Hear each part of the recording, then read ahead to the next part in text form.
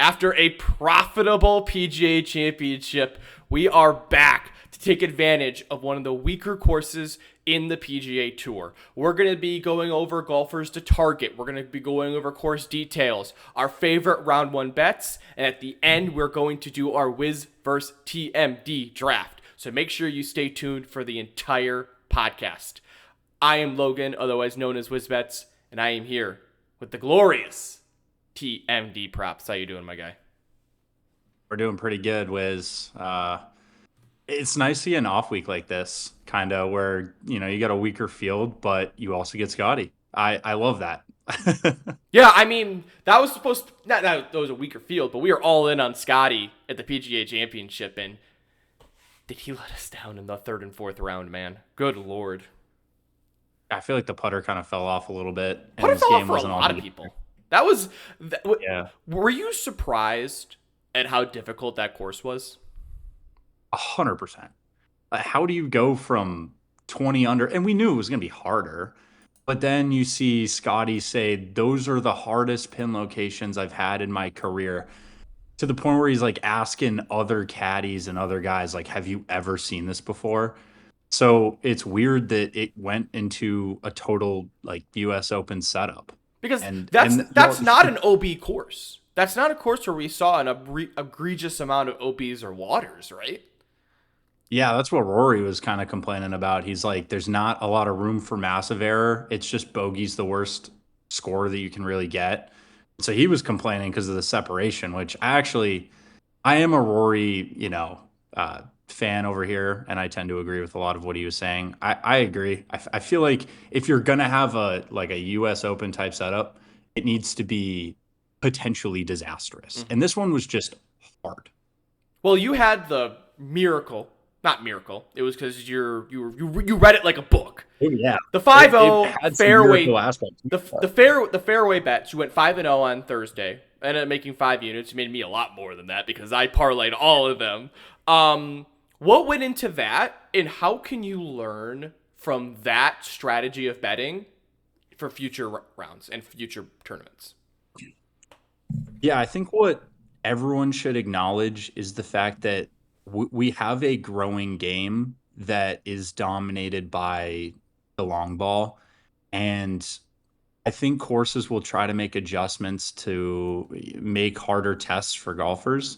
And so we saw it here, but there was a little bit of confusion on the books end. It's like they know that things are different, but they're unable to gauge how different it is. So in this case, I think what a lot of people were saying was the fairways were wider than anticipated, which I don't know how that's possible, but even then it went from it was just a couple of yards. I forget the exact number, Mm-hmm. but someone was saying, "Oh, well, yeah, they're playing like 30 yards now. Like that's how wide it is." And I'm like, "That's not that wide."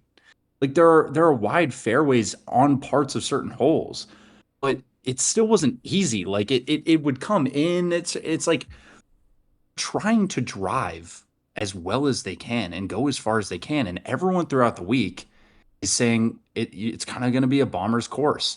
And I don't know why the books are overreacting to a silent narrative and not the loud narrative. That like guys are going to be hitting far. So then you just piece together, well, who are the worst drivers and how can we take advantage of these ballooned lines out of nowhere? And luckily enough for us, we got some of the worst like accuracy drivers on the books Mm-hmm. because they happen to be really good players. And we took 5 of them and we could have taken more. Yeah, so what I noticed, especially round one, is that the average driving distance for a lot of golfers went up because they didn't really care about getting into the rough or not because it was such a long course. They were just focused on their second shot not being as far away. We saw this with Rory McIlroy, which I think in the fourth round, he ended up getting, 5 fairways? He just completely abandoned the idea of trying to hit it accurately. And we talked about that narrative going into round one, and that ended up being the consensus with nearly every golfer. I think only a handful got more than 10 fairways in round one. So we go 5-0 there. What was interesting was that we bet that, and then the next morning, those lines moved more than I've ever seen any sports lines move before an event ever. Those fairway lines dropped to nearly 2 for each guy. So you were right on the money with that. Great job by you. And I thought, we're never going to see that type of CLV weirdly in a golf tournament for a bit. And then round 4 happened, where you were like, you saw the lines open for a bunch of golfers that were competing, because it was there was 10 golfers that had actual chance to win it going into round 4 that were within a stroke of each other. And you said the books are overreacting to a good round 3. I'm taking a bunch of overs. And the community disagreed with you. What do you think happened in round 4, and how did we almost pull out a 5-0 sweep again?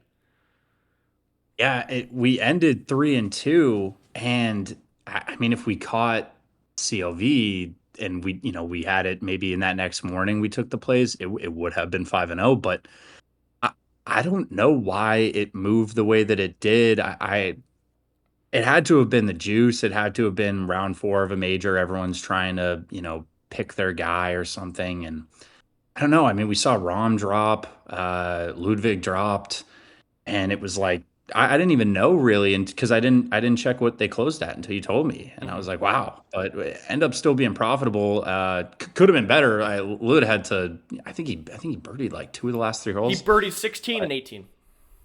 yeah, so but it was a good, yeah, it was a good sight line. Like I you can't just see that course do what it did to those players and with those pin locations and say, well, oh, they usually give more favorable pins on Sundays. They do, but it's not going to make that big of a difference. And yeah, that was kind of just the whole read. Yeah, and I mean, we ended up making nearly 5 units in just round betting, which is great. Thank you, Scotty, and thank you, Cam Yun, for having a god awful round 4. Special shout out to Cam Yun, who was what, ninth after round 3, and then completely fell out of the top 20 in round 4. So we burned all of our pre-tournament bets. And before we get in, like, we'll talk about our leans going into Bryon Nelson, but you're completely skipping pre-tournament bets this week. What is your thoughts on them as we move on to the major season and the summer part of the PGA calendar?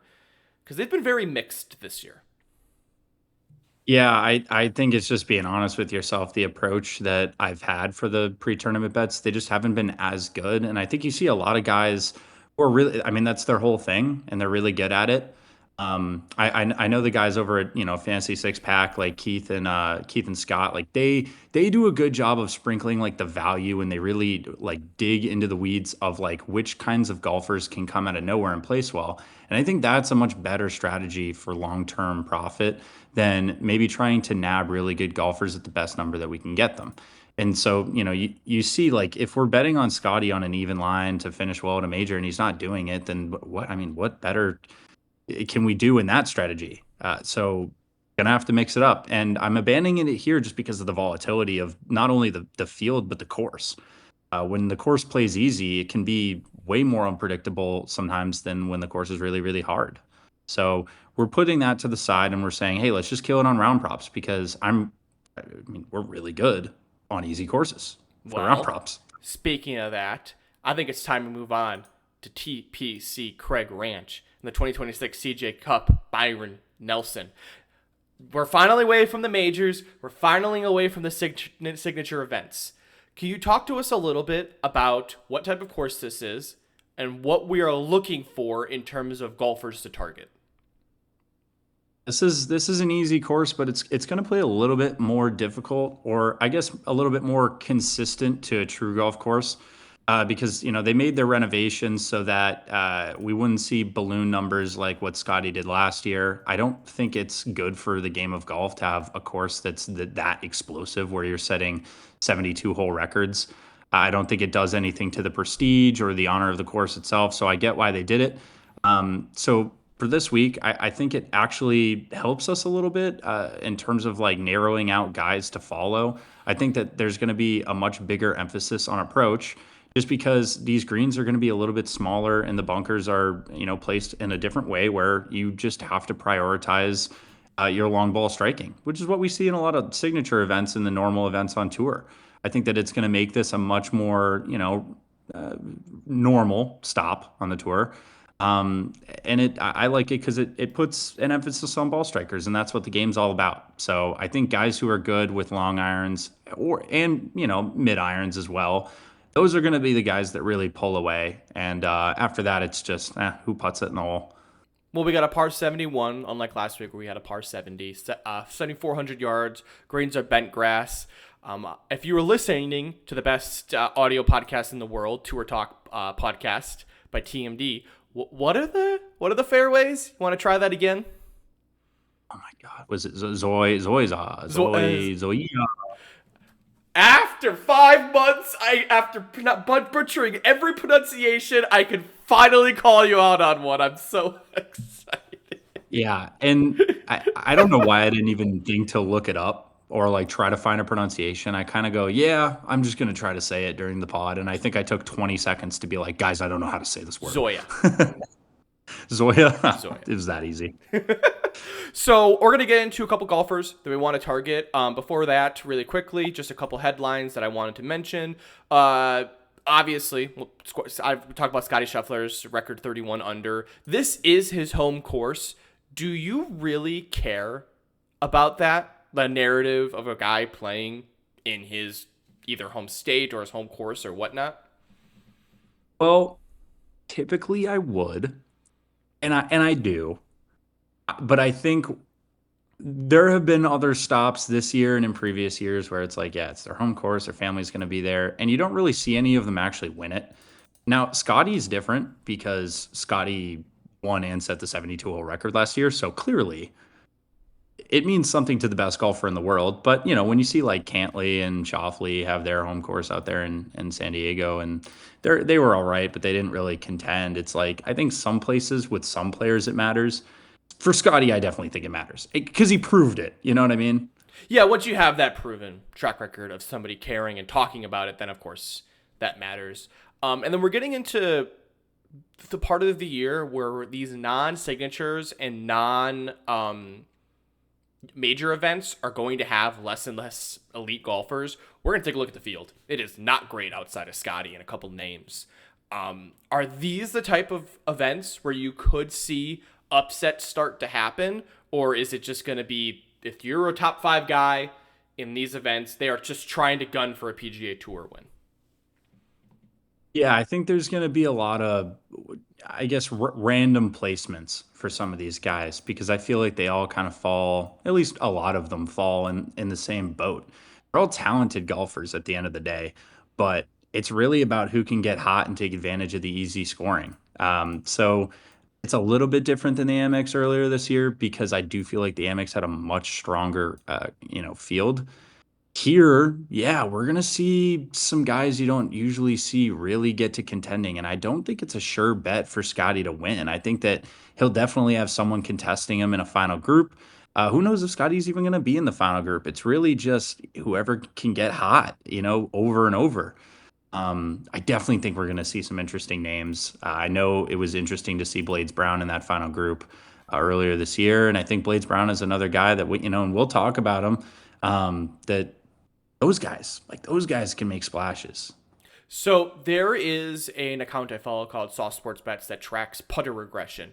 It's basically just the difference. It's like expected batting average versus actual batting average in baseball. Who's due for positive and who's due for negative aggression? Obviously, one of the more luckier ones, guys like Brooks Koepka, Billy Horschel, Patrick Roberts. Let me actually pull this up right now so I can shout out my guy. Because this leads us into the first golfer that we're going to talk about anyway. Brooks Koepka, Ben Martin, Billy Horschel, Patrick Rogers, Scotty Scheffler, guys that are getting really good putting luck. But by far and away, right now, the person with the most unlucky putter regression right now is Blaze Brown. I am mentioning this because do you know, prior to last week, who was number 1 in unlucky putter expected numbers? Oh man, I don't know.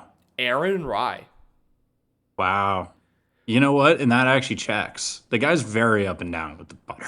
Yeah. By the way, I forgot to clip it. What did you say in the PGA Championship preview last week about Aaron Rai? I remember saying that Aaron Rye was definitely someone that could pop out of nowhere round one, and then you text me saying, "We should have taken Aaron Rye." In this case, we go even further. He won the tournament. So I was actually driving back from Kansas when this happened, and I told my girlfriend next to me, I'm like, it's about that time where we're gonna know who won, and I haven't really touched my phone in a couple hours. You're gonna have to tell me. And so when it popped up on her screen, she goes, "Oh, yeah, Aaron Rye." And I'm like, "Aaron Rye did what? Did he withdraw? What the like?" She's like, "No, he won." I was like, Dude, so that's crazy. it was a crazy round four because Rye entered the day at like plus 5,000 to win, and then he eagled, I think in the end like hole 8 or something, and he jumped up to the favorite, and then he just had the best back nine of his entire life. That round four was just amazing by him. It was crazy because everyone was so bunched up in the leaderboard, and by like hole 12, hole 13 for Ray and Rye, there was nobody near him. He was like 2 or 3 strokes ahead. It was a crazy Sunday. How dare you take a weekend off? You missed out. I know. But let's talk about the most unlucky putter in the game, Blades Brown. Obviously, if you have been watching golf throughout the year, you remember a couple big events from Blades Brown. I remember him mostly from the Amex on 18, where he was placed in 18th finish. He was leading in that tournament for a little bit, right? Was it that, or was it I think he caught the lead, but I want to say Scotty. I want to say Scotty went wire to wire on that, but he had the lead at one point. Yeah. Yes. Because I remember seeing so many Blades Browns tickets. Wasn't he the leader after round one? I think I remember that ticket for Blades Brown, like Blades Brown round one leader. I forget. I totally forget. Something like that. DP World Tour after that. Not a lot of PGA Championships or PGA Tour events outside of Valspar. All tour, but I think these you see the PR Open, Myrtle. Those are just secondaries. Secondaries. Behind My apologies. I misspoke. and he really it's a similar field. Like these are the fields he's kind of used to. Obviously not Scotty Siwoo, Spieth, and Brooks, but he's definitely familiar with this kind of crowd, and he takes advantage. So it seems a little bit of inconsistency, but he's 18, so I'm not really, he's going to be really, really special, and he really already is. So I think that he's someone to target this week, mainly just because he has the striking. It seems like he's due for better putting. It doesn't even seem like his putting's been all that bad. I mean, he's gained strokes this year on it, so this could get really explosive if he goes pin seeking. Yeah, I mean, again, like we mentioned, that there's not a big field this week. So if there was an event for him to take advantage and get a top 5 crazy finish, I feel like it'd be this weekend. Another guy that we wanted to mention, Sunjay. Want to just talk a little bit about him while I pull him up? Yeah, I think that there are going to be guys that we haven't really. I don't want to say we haven't heard of in a while. Sungjae's actually had some really good rounds. Not But bet I on do in a think that while. not we certainly haven't bet on him. Yeah, I think that this is where a guy like Sungjae, who's coming back or came back from injury, put some few reps in. I think we're just due for the Sungjae that we remember a couple years ago. This is more of just me kind of taking a stab at a guy who might not have the sexiest ball striking numbers, but is a proven player on tour. And I feel like when you give him enough reps and then you give him an easy course, this is one place where he can really explode. Like if we're almost trying to catch a guy being inconsistent in a good way, this is his tournament really, because I think he's capable to shoot really really good scores here. We see on his average strokes gained, week to average fields, which this is where we're at. I think the only reason this is going to be an average field is because of Scotty. But his strokes gained are just significantly better in these tournaments, especially shorter. And I'd also like to say, like, if we're judging, like, all these numbers are for the past 12 months. He has played the worst golf in his life in the last 12 months. So, like, it, There we go. Look at that. Last 3 years. Like, and for him to just barely, lose strokes in these different metrics that we're seeing in these graphs, like, I think he has the capability to spike with the rest of them and really put together something special because he is a good ball striker. He is good. He's just lost it for a little bit. And it's only a matter of time when he comes and pops. So I do think that Sung Jae's a guy to look out for. I'm not taking him to win, but don't be surprised when you see him, like really pop rounds 1 and 2, and then he's in it. Somebody we've seen in the Nikolai Højgaard, the Gary Woodland tiers of like where they're usually ranked in outrights is Wyndham Clark. We haven't really touched Clark at all this year, correct? Yeah, I've been super inconsistent. I think I've bet him. I want to say three or four times, and it hasn't really gone well. He's just been a little too inconsistent for me. But again, like similar to Sungjae, a guy who this guy's a major winner, and he can produce good rounds. He's just been really shaky. Um, so maybe in Wyndham's case, with the way that he's priced, yeah, you might be able to get someone catching a good spike because he can play good golf. It's just, is the putter going to be there? Is he going to be accurate enough? I can't really tell you, but I just know that he's capable of doing it. And in one of these fields, you never know. Even maybe great is just good. Well, speaking of great, we mentioned three players golfers to target. We don't really have any golfers to fade outside of bad approach guys, which we'll talk about when we're looking at odds. But this is your PSA. I'm gonna give you the mic. Tell the world why you should not put any money on Scotty Scheffler this week. Yeah, don't in the outright T5 markets, which are pretty much the only ones that you can bet. Don't bet on somebody who's plus 160. Like if he does win, is that really worth it? Because there are so many factors that could lead to Scotty Scheffler not winning. I think he's a sure bet for top 10. I would be so, so, so surprised if he was not top 10. He'll certainly be in the mix on Sunday, but what return are you really, especially with the units and like an outright portfolio, you just can't bet on a guy that's like plus 160. So I think round to round, we'll be able to catch Scotty on honestly some pretty generous lines and we'll be able to make money on him round to round. But when we're talking about pre tournament stuff, no, don't do it. Even if he wins, don't come back and say, TMD, why'd you tell me not to take him plus 160? Enjoy your plus 160 outright. Like, it's not worth it. No. We'll talk a little bit about the outright market because, as we do mention, we don't have any official plays on the outright market. You did say on the greatest podcast in the world, Tour Talk, this would be an event you would consider the without Scotty Scheffler market. Why? Yeah. Just because like he is such a heavy favorite and with how he played last year, you just gotta figure.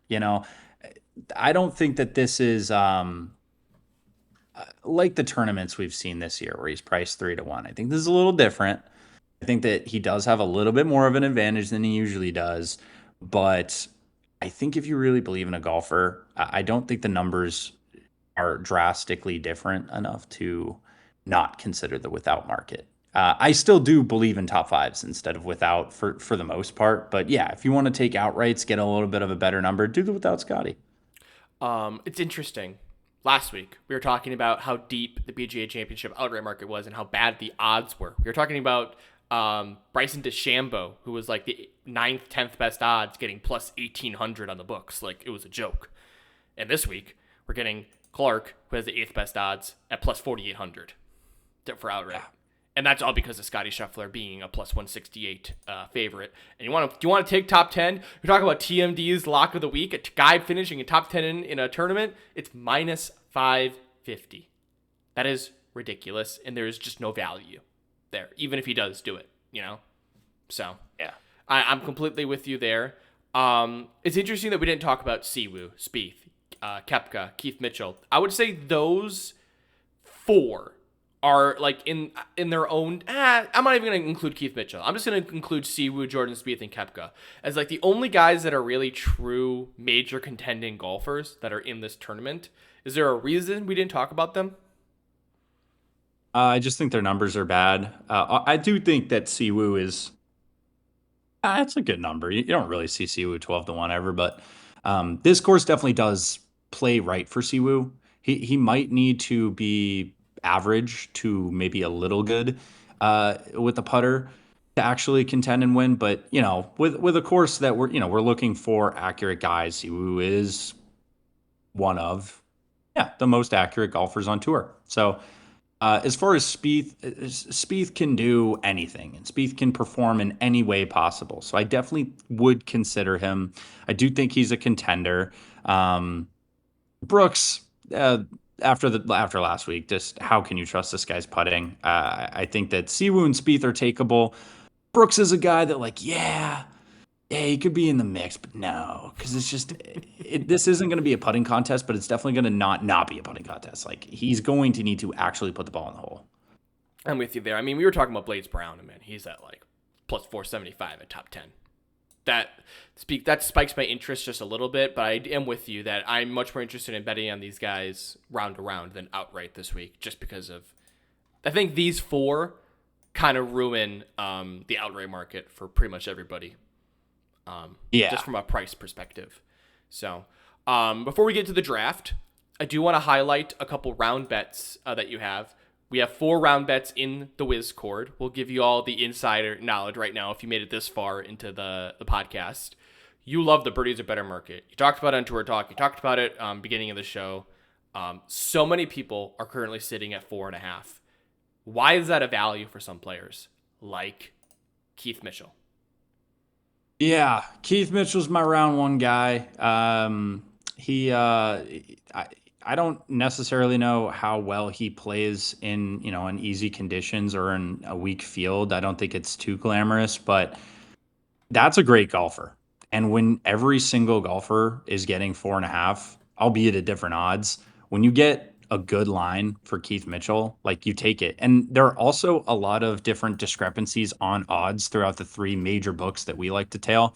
Um, there's a lot of, I think all the other books. What did I take that on FanDuel? I took it on FanDuel, Mm-hmm. and he's getting like minus 120 there, and all the other ones he's getting minus 160, minus 180, and so like I liked it to begin with, and then with FanDuel hanging us some pretty good odds there, it just makes it all the more worth it in the long run.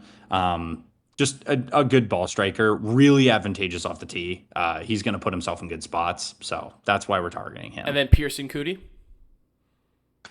Another guy, Pearson Cootie's a little bit more. How do I say it? I think it's a sexier pick. I think that Pearson Cootie's going to find his juice. I think this is a good course for him, especially a lot of those like long ball hitter young guys, Michael Brennan included. That's another guy to look out for, like guys who can really take advantage of the par fives. So if Cootie's out there, birding 3 of the 4 par 5s, like all right, well you're already kind of there. After that, it's just can you kind of go pin seeking on a long par 3, which again is a distance guy, and so. I think that that's a really, really good spot for a guy like Pearson because the best golfers in the field are getting crazy lines, and I'm just not going to touch it. And then you have 2 fades. You got Tom Kim under 4.5 birdies or better. And then you have the worst Højgaard brother at under 8.5 fairways. Why did you target birdies for Kim and then fairways specifically for Højgaard? Højgaard is just the worst, one of the worst, accuracy drivers. He's spraying the ball, and they don't usually give you his lines. And when they do, I always consider it. This one's pretty juiced. But for an 8.5 line, that's just crazy. It should be 7.5 like it usually is. I think that he's not going to give us too big of a scare. I think we'll probably know how the bet's going to go after 6 holes. And it might just end up like last Thursday's sweat free fairway unders round. So that was just a quick nab. It's the best in the fairways hit market, be it very juiced. But if you want to seek a win, this is your win. And then Tom Kim. Yeah, Tom Kim, it sucks because he's like in that Max Homa area of beloved, but there are times where he's just not that good. And Tom Kim, you can look at his numbers; he's just not that good. He was so fun to watch in the TGL, but outdoors he's just not that great. So I don't know. There's nothing really more to it. I just don't think he's going to score. I don't think he's going to get 5 birdies. You talk about Tom Kim like I talk about why I'm fading Miles Michaelis. He's just not that guy. He's just He's not just that guy. not that good. Yeah. Once upon a time. Yeah, very good. Any leans you want to mention before we get into the draft? Yeah, I do think Scotty's round one should be looked at. 66 and a half. Probably should be juiced. It's not. So that's Because it's why I Scotty. say, yeah, it's Scotty, and they're not good at pricing his round props. They never have been. 66 and a half. He didn't last year, granted, different situation, but he didn't get worse than a 66 last year in all 4 rounds. So I don't know. Maybe this is the time where he, has these wet conditions, and I think the adjustments made to the course they favor him over anyone else. I think if you're gonna try to have a guy go low, super low, yeah, it's Scotty. So I don't know. It's a good grab to have. I think what we learned last week is in round one, I think the other bets, like fairways, greens and regulation, and birdies, are the move instead of round score until we know how the greens are playing.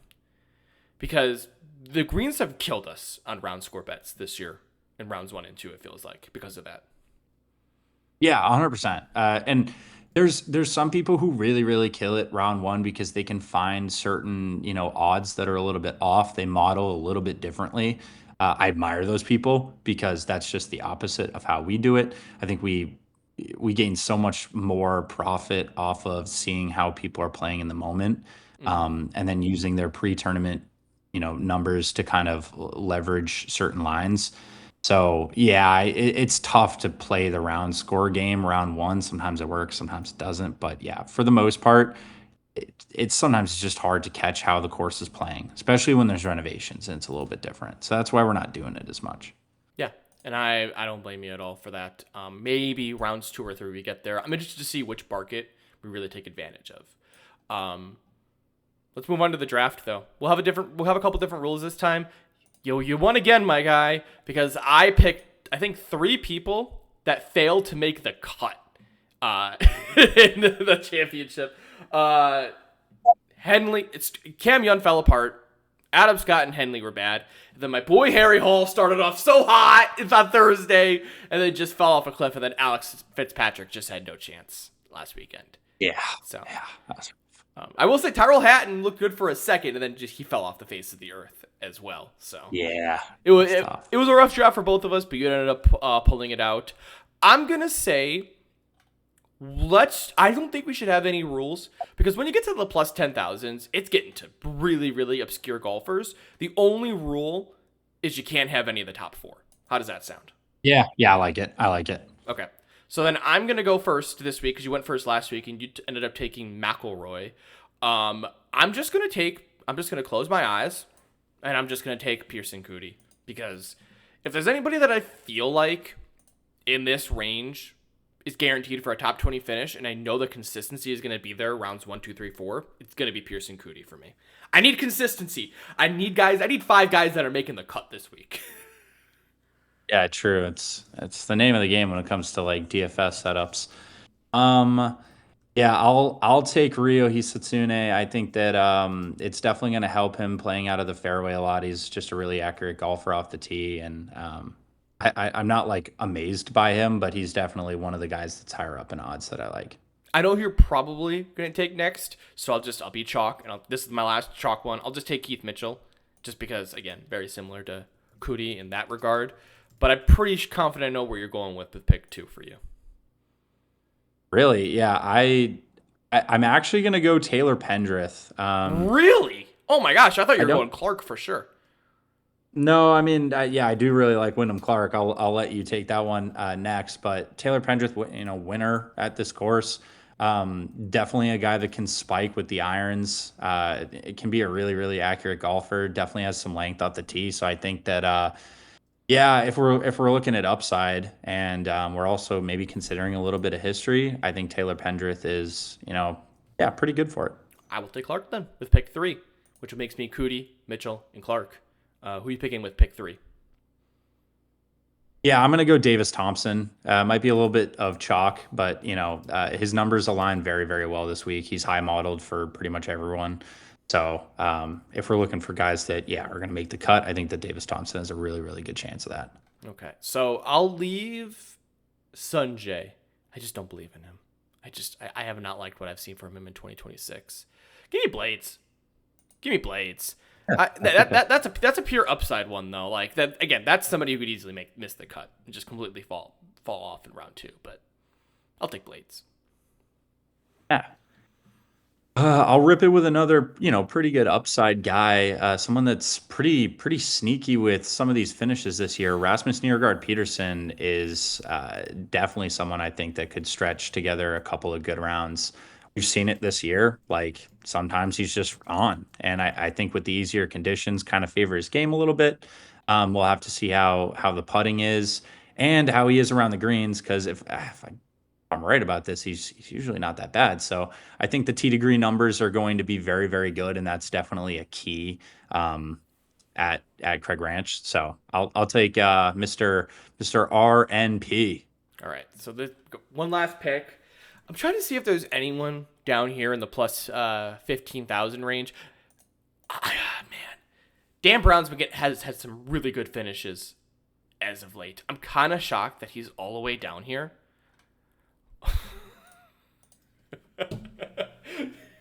Garrett, dude, I actually don't think he's going to be bad. I think he's I going to don't make the think cut. so either. I think this is pure like hater energy from the community after the shenanigans of the PGA Championship and him firing. I'm going Garrett Higio. Why the heck not? New caddy narrative. He's got to overcome every casual golf fan in the world hating on him now for being 20 seconds. I don't think that he should get as much hate for being late. I think the PGA should get more hate because it was literally, I think, ended up being like a minute or two on the tee box. Like, I think that's insane that the 2-stroke penalty. It's his justification, man. That dude should never be in front of a microphone for the rest of his career. The dude was just talking out of his ass. It was terrible. Yeah, I mean, you have to be at the tee box by the time that it strikes your number, and there is no reason why when these guys are showing up hours before to prep that you should be late. I mean, and he's saying, well, if his tee time's 7:18, what's the difference between 7:18 and zeros and then 30 seconds? It's like, well, that's what it is. And you play a professional sport for a living. You are very good at golf. You should know by now what a tee time is and what a tee time means. So I think the course just kind of laid back and was like, you don't know the rules of our sport? And he was like, no, I don't think I do. So I think he deserved it. And then he gets on the mic and he's like, well, what's a second? I don't know. What is a second, Garrick? He clearly doesn't know. And if he misses the cut this weekend, oh my gosh, he's gonna get ripped to shreds on Twitter. He's already ripped, and he's already not. I mean, he's not great. I love. He's one of our most profitable golfers because we fade him all the time. Yeah. And then your last pick. There are a million guys I could select here. Really, I could go up at the top of the board and say Michael Thorbjornsen, like that's my guy. Frogs. But instead, I'm going to go down and I'm going to say Ben Coles. It's a guy that's, performed well on these easier courses and this course specifically. I think would believe he knows his way around the course pretty well. Definitely a guy that can hang on, but it's more of I'm taking a bad golfer on purpose. Like I could easily go up to the top of the board and select some of these guys, but I do think that Ben Coles has shown us that he's been able to do it at Craig Ranch before. So, hey, maybe he does it again. Who knows? Well, summing up both of our teams, I got Pearson Coody, Keith Mitchell, Wyndham Clark, Blades Brown, and Garrick Higio. You got Rui Hatsune. I think I got that right that time. Taylor Pendrith, David Thompson, Rasmus Niergaard Peterson, and Ben Coles. Not our normal draft. Really weird field this week. But this makes me feel like we're back in the Sony Open days. The old Hawaii run of Wiz and TMD. Throwing darts with our eyes closed here. Anything else before I let you go? Now, have fun, guys. This is going to be a big scoring event. So, if you're someone who likes, a lot of scoring, a lot of overs, I guess, in the birdies department, then this is the course. This is the course for you. This is a tournament for you. Hopefully, Scotty doesn't run away with it, and we actually get to see what I was saying earlier to Tara when I was having a conversation with him, one of the best outright bettors on Twitter. I just hope someone picks up their first win. Like, Hmm. that's really what I'm looking for. I want someone to get a win on the PGA Tour. We're obviously we have our picks out for Thursday. Friday is going to be a little bit delayed because you're traveling to Boston, so I'll pick up the slack and I'll help you there. Over under 7.5 bets for round three though. Oh, 7.5. I mean, maybe, dude. This if there's gonna be like us trying to take advantage of a slate, I mean, it'd be this one. For sure. All right, my guy. Well, I'll see you next weekend. We got a great couple of weeks of golf coming up. Obviously, the U.S. Open's coming up soon. But for TMD Props, I am WizBets signing off. Let's have a great betting weekend, y'all. Catch you later.